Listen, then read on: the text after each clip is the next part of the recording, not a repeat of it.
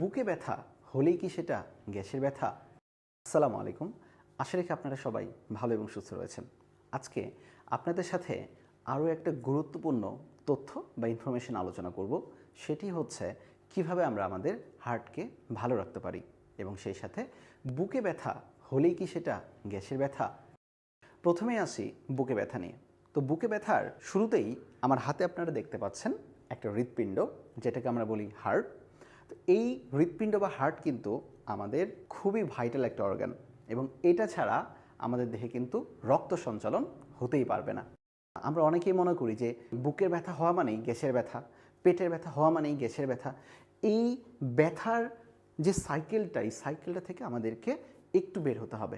একটা সিনারিও, এটা একটা ধরে নিলাম 10 জন মানুষের মধ্যে 8 জন মানুষেরই অনেক ক্ষেত্রে যে বুকে একটু ব্যথা হয়, পেট গুড়গুড় করে ব্যথা হয়, এই ব্যথাগুলো হয়তো বা গ্যাসের ব্যথা। কিন্তু এই যে 2 থেকে 3 জন মানুষের বুকের ব্যথাটা যে গ্যাসের ব্যথা না, এইটা আপনাদের মাথায় রাখতে হবে।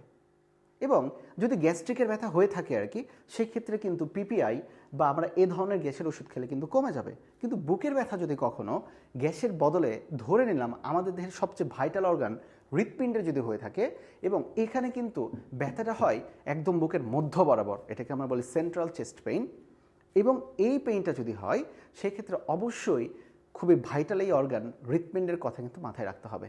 কারণ হৃৎপিণ্ডের যে ব্যথাটা বা হার্ট অ্যাটাকের ব্যথাটা, এইটাকে কিন্তু গ্যাসের ব্যথা বলে আমাদের ছেড়ে দেওয়া চলবে না।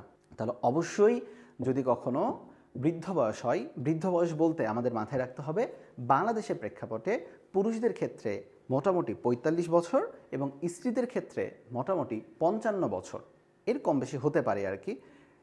এই সময়কালীনে হৃৎপিণ্ডের অসুখের মাত্রা কিন্তু অনেক বেড়ে যায় এবং বাংলাদেশের ক্ষেত্রে হার্ট অ্যাটাকে প্রত্যেক দিন শত শত কিন্তু মানুষ মারা যাচ্ছে। এবং মারা যাচ্ছে কেন জানেন?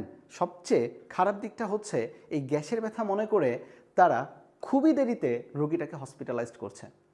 কিন্তু আমরা যদি এই গ্যাসের ব্যথাটাই সকল কিছুর মূল না ধরে আমরা যদি মনে করি যে বুকে অনেক ব্যথা হচ্ছে বা তার আগের কোনো হার্ট অ্যাটাকের কোনো হিস্ট্রি রয়েছে বা তার স্বাস্থ্য অনেক মোটা, তার দেহে কোলেস্ট্রল অনেক বেশি, এরকম যদি হয় আমাদের উচিত যত দ্রুত সম্ভব হসপিটালাইজড করা।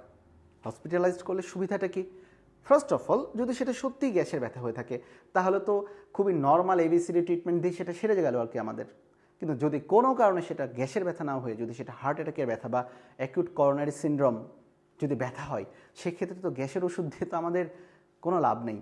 তাহলে এই জন্য রোগীকে আমাদের হসপিটালাইজড করাটা উচিত। সঠিক ট্রিটমেন্ট করলে কিন্তু রোগী মৃত্যুর হাত থেকে